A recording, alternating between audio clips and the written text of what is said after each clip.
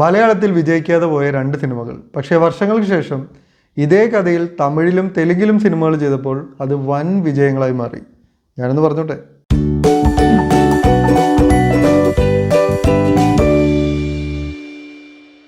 മലയാള സിനിമയെക്കുറിച്ച് മറ്റ് ഇൻഡസ്ട്രിയിലുള്ളവർ പറയുന്നത് നമ്മളുടെ കഥകളും നമ്മളുടെ സബ്ജക്റ്റുകളിലുള്ള വ്യത്യസ്തതകളാണ്. പക്ഷേ മലയാളത്തിൽ ചില സബ്ജക്റ്റുകൾ നമ്മളുടെ ഒരു രീതിക്ക് ചെയ്തപ്പോൾ വിജയിക്കാതെ വന്നിട്ടുണ്ട്.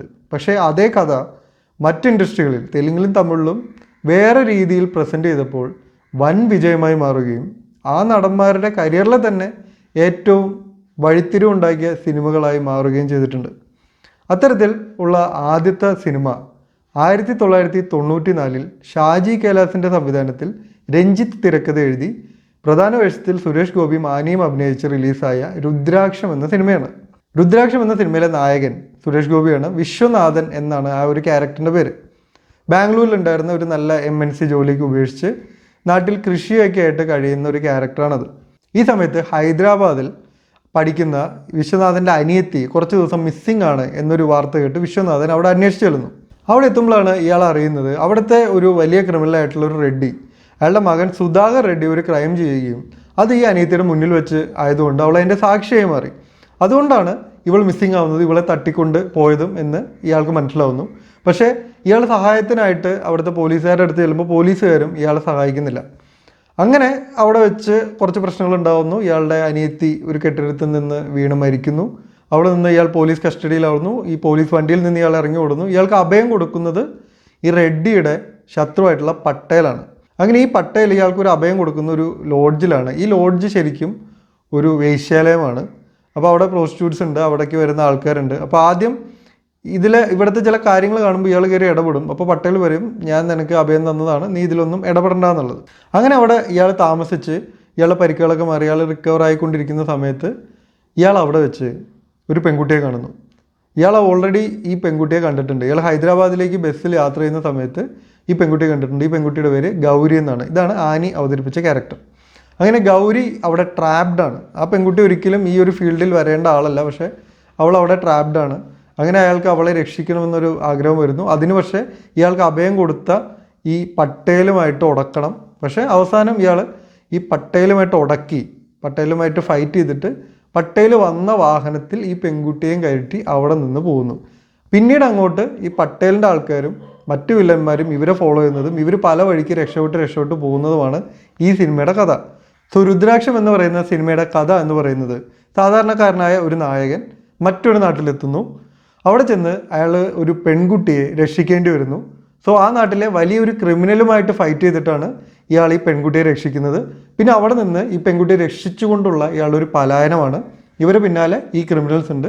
സോ അവസാനം ഈ ക്രിമിനൽസിനെയൊക്കെ തോൽപ്പിച്ച് ഇയാൾ ഈ പെൺകുട്ടിയെ രക്ഷിക്കുന്നു. ഇതാണ് ഈ സിനിമയുടെ കഥ.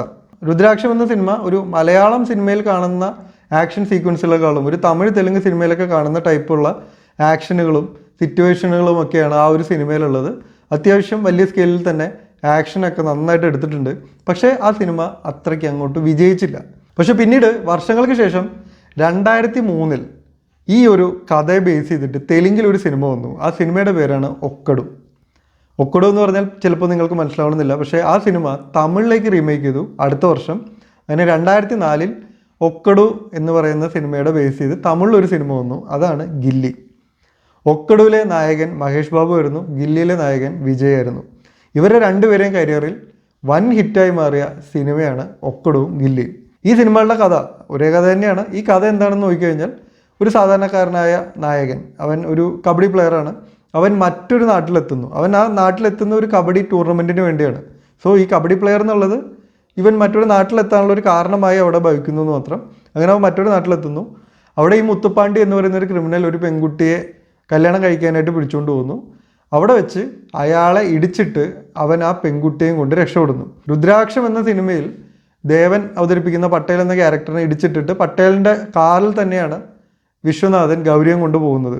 അതേപോലെ തന്നെ മുത്തുപ്പാണ്ടിയെ ഇടിച്ചിട്ടാണ് ഗില്ലിയിലെ വിജയുടെ ക്യാരക്ടറായിട്ടുള്ള വേലു ധനലക്ഷ്മി എന്ന് പറയുന്ന തൃശ്ശിയുടെ ക്യാരക്ടറിനെയും കൊണ്ട് അവിടെ നിന്ന് രക്ഷപ്പെട്ടു പോകുന്നത്. ഈ 2 സിനിമയിലും നായിക വെള്ളത്തിൽ വീഴുന്നതും ബോധം കെടുന്നതും നായകൻ തോളത്തെടുത്ത് വെച്ച് ഓടി രക്ഷപ്പെടുന്നതും അത്തരത്തിലുള്ള വിഷ്വൽസൊക്കെ ഉണ്ട്.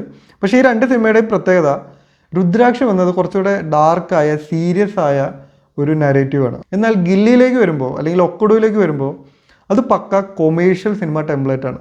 നായകന് സ്റ്റാർട്ടിങ്ങിൽ സോങ് ഉണ്ട്, ലവ് സ്റ്റോറി ഉണ്ട്, തമാശകളുണ്ട്, ത്രില്ലിംഗ് ആയിട്ടുള്ള കുറേ മൊമെൻറ്റുകളുണ്ട്. അതിപ്പോൾ രുദ്രാക്ഷത്തിലുണ്ട്. പക്ഷേ ഓവറോൾ ഒരു പാക്കേജ് ആയിട്ട് നോക്കുമ്പോൾ ഗില്ലി അല്ലെങ്കിൽ ഒക്കഡു ഈ രണ്ട് സിനിമയും നല്ല കൊമേഴ്ഷ്യൽ സബ്ജക്റ്റുകളാണ്. തിയേറ്ററിൽ ഒരു കൊമേഴ്ഷ്യൽ സിനിമ കാണാനായിട്ട് കയറുന്ന ആളെ ആദ്യം തൊട്ട് അവസാനം വരെ നന്നായിട്ട് എൻഗേജ് ചെയ്യിപ്പിക്കുന്ന ശക്തമായ എൻ്റർടൈനിങ് ആയിട്ടുള്ള തിരക്കഥ ഈ രണ്ട് സിനിമയ്ക്കുണ്ട്. സോ ഇവിടെ കഥ ഒന്നാണെങ്കിലും ഇതിനെ എങ്ങനെ പ്രസൻറ്റ് ചെയ്തു എന്നതിലാണ് വ്യത്യാസം വരുന്നത്. സോ 1994 രുദ്രാക്ഷം ഇറങ്ങിയപ്പോൾ മലയാളികൾ ആ സിനിമയെ കാര്യമായിട്ട് സ്വീകരിച്ചില്ല. പക്ഷേ അതേ കഥ 10 വർഷത്തിന് ശേഷം ഗില്ലി എന്ന പേരിൽ ഒരു തമിഴ് സിനിമയായിട്ട് കേരളത്തിൽ റിലീസായപ്പോൾ ഇവിടെ വൻ വിജയമായി.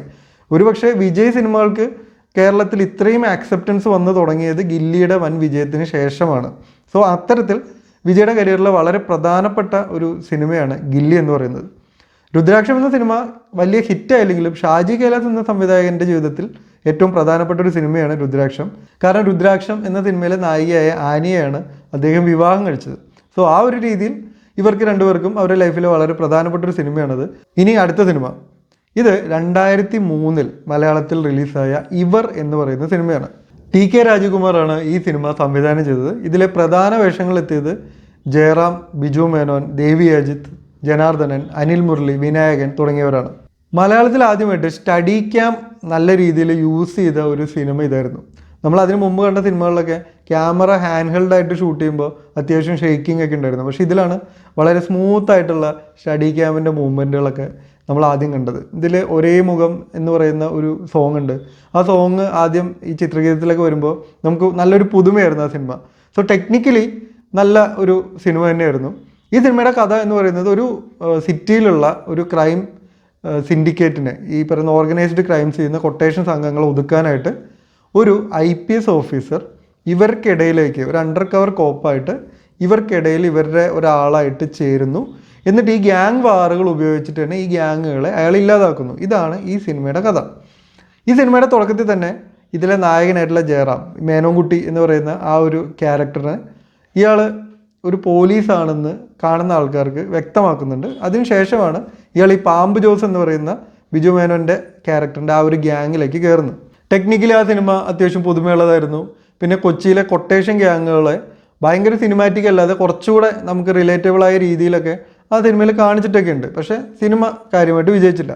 പിന്നീട് 3 വർഷത്തിന് ശേഷം 2006 തെലുങ്കിലും പിന്നെ 2007 ആ തെലുങ്ക് സിനിമയുടെ റീമേക്കായി തമിഴിലും ഇതേ കഥ ബേസ് ചെയ്ത് ഒരു സിനിമ വന്നു. തെലുങ്കിൽ ആ സിനിമയിലെ നായകൻ മഹേഷ് ബാബു വരുന്നു. മഹേഷ് ബാബുവിൻ്റെ കരിയറിലെ ഏറ്റവും വലിയ ഹിറ്റ്. കാരണം അത്രയും കാലം ബാലകൃഷ്ണ സിനിമകളും ചിരഞ്ജീവി സിനിമകളുമാണ് ഓൾ ടൈം ബ്ലോക്ക് ബ്ലാസ്റ്റർ ആയിട്ട് ഹിറ്റ് അടിക്കുന്നതും ഹിറ്റുകളെ തിരുത്തിക്കൊണ്ടും മുന്നോട്ട് പോയിക്കൊണ്ടിരുന്നത്. അവിടേക്കാണ് ഒരു മഹേഷ് ബാബുവിൻ്റെ ഒരു എൻട്രി വരുന്നത് ഈ ഒരു സിനിമയിലൂടെയാണ്. ഈ സിനിമ പല ഭാഷയിലേക്കും റീമേക്ക് ചെയ്യപ്പെട്ടു. ആ കൂട്ടത്തിൽ തമിഴിലേക്ക് വന്ന റീമേക്ക് വിജയ് എന്ന നടനെ ഒരു താരമാക്കി ആ ഒരു സിംഹാസനത്തിൽ ഉറപ്പിച്ച ഒരു സിനിമ അതായിരുന്നു. ഈ സിനിമയാണ് പോക്കിരി. പോക്കിരി എന്ന സിനിമയുടെ കഥ ഇവർ എന്ന് പറയുന്ന സിനിമയുടെ കഥയാണെന്ന് പറയുമ്പോൾ നിങ്ങൾക്ക് പെട്ടെന്ന് റിലേറ്റ് ചെയ്യാനേ തോന്നില്ല. കാരണം രണ്ട് ധ്രുവത്തിൽ നിൽക്കുന്ന സിനിമകളാണ്. പക്ഷേ ഈ രണ്ട് സിനിമകൾ നോക്കിക്കഴിഞ്ഞാൽ ഒരു ഗ്യാങ്ങിനെ തന്നെ ഇല്ലാതാക്കാനായിട്ട് ഒരു ഗ്യാങ്ങിൽ ചേരുന്ന ഒരു പോലീസുകാരൻ്റെ കഥയാണ്. ഇവിടെയും ഗ്യാങ് വാറുകളുണ്ട്. സോ അയാൾ കോമ്പറ്റീഷനിലുള്ള മറ്റേ ഗ്യാങ്ങിലുള്ള ആൾക്കാരെ ഇയാൾ കൊല്ലുന്നുണ്ട്. അപ്പോൾ തോന്നുക ഇയാൾ ഒരു ഗുണ്ട ആയതുകൊണ്ട് കൊല്ലുന്നതാണെന്നാണ്. പക്ഷേ ഇയാൾ ഒരു പോലീസുകാരനായതുകൊണ്ടാണ് ആ എതിർ ഗ്യാങ്ങിലുള്ള ആൾക്കാരെ ഇയാൾ കൊല്ലുന്നത്. അതേപോലെ തന്നെ ഇവരിലും ഇത്തരത്തിൽ എതിർ ഗ്യാങ്ങിലുള്ള ആൾക്കാരെയും മറ്റും കൊല്ലേണ്ടി വരുന്നുണ്ട്. അപ്പോൾ അവിടെ വെച്ച് ഇയാൾക്ക് അതൊരു ട്രോമയായിട്ടാണ് മാറുന്നത്. ഒരു പോലീസ് ഉദ്യോഗസ്ഥൻ എന്ന രീതിയിൽ ഒരു ആളെ കുത്തി കൊല്ലേണ്ടിയൊക്കെ വന്നു എന്നുള്ളത് ഇയാളെ ഈ ദൗത്യം ഏൽപ്പിച്ച ജനാർദ്ദൻ്റെ ക്യാരക്ടറിനോട് ഈ മേനോൻകുട്ടി എന്ന് പറയുന്ന ജയറാമിൻ്റെ ക്യാരക്ടർ ഒന്ന് പറയുന്നുണ്ട്.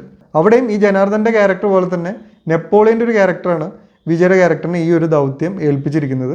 മറ്റൊരു സാമ്യത, രണ്ട് സിനിമയിലും നായകനാണെന്ന് തെറ്റിദ്ധരിച്ച് വില്ലൻ നായകൻ്റെ കൂട്ടാളിയെ അല്ലെങ്കിൽ ഒരു സുഹൃത്തിനെ കൊല്ലുന്നുണ്ട്. ഇവർ എന്ന സിനിമയിൽ അനൂപ് മേനോൻ അവതരിപ്പിച്ച തോമസ് എന്ന മറ്റൊരു അണ്ടർ കവർ ഓഫീസറെയാണ് കൊല്ലുന്നത്. പോക്കിരി എന്ന സിനിമയിൽ നായകൻ്റെ കൂട്ടുകാരനായ ശരവണൻ എന്ന ക്യാരക്ടറിനെയാണ് കൊല്ലുന്നത്. പക്ഷെ ഇവിടെ ഇവർ ചെയ്ത ഒരു കാര്യം, ഈ സിനിമയിൽ ഈ നായകൻ പോലീസാണ് എന്നത് സിനിമയുടെ അവസാനമാണ് റിവീൽ ചെയ്യുന്നത്. അതും ഗംഭീരമായ ഒരു ബിൽഡപ്പോടുകൂടി ഈ ഒരു കാര്യം പ്രസൻറ്റ് ചെയ്യുന്നത്, ഇയാൾ പോലീസാണ് എന്നുള്ളത്. ഈ ഒരു പോലീസാണെന്ന് റിവീൽ ചെയ്യുന്ന സീനിന് അത്യാവശ്യം കയ്യടി കിട്ടിയിട്ടുണ്ട്. പക്ഷേ ഇതിനേക്കാളും കയ്യടി കിട്ടുന്നത് ഈ അച്ഛൻ ക്യാരക്ടർ മരിച്ച സ്ഥലത്തേക്ക് ഇയാൾ കാറിൽ വന്നിട്ട് ഓടുന്ന ആ ഒരു സീനാണ്.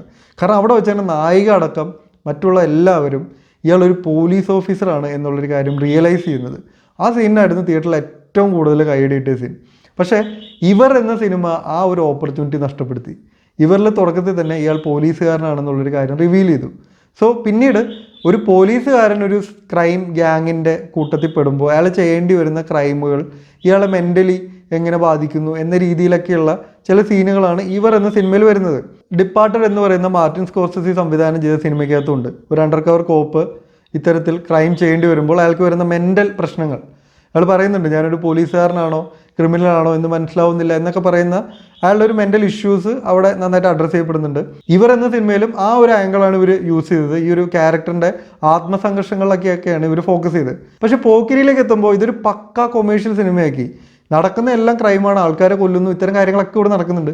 പക്ഷേ ഇതിനൊരു പക്ക കൊമേഴ്ഷ്യൽ ഫ്ലേവറിലാണ് ഈ ഒരു സിനിമ ഉണ്ടാക്കിയത്. പറയുമ്പോൾ ഇവർ എന്ന് പറയുന്ന സിനിമ ഒരു സമാന്തര സിനിമയൊന്നുമല്ല, അത് തിയേറ്ററിൽ ഇറങ്ങി വിജയിക്കാൻ വേണ്ടി തന്നെ ചെയ്ത സിനിമയാണ്. പക്ഷേ അതിൽ ഈ പറയുന്ന ഒരു എൻ്റർടൈൻമെൻറ്റ് വാല്യൂ കുറവായിരുന്നു.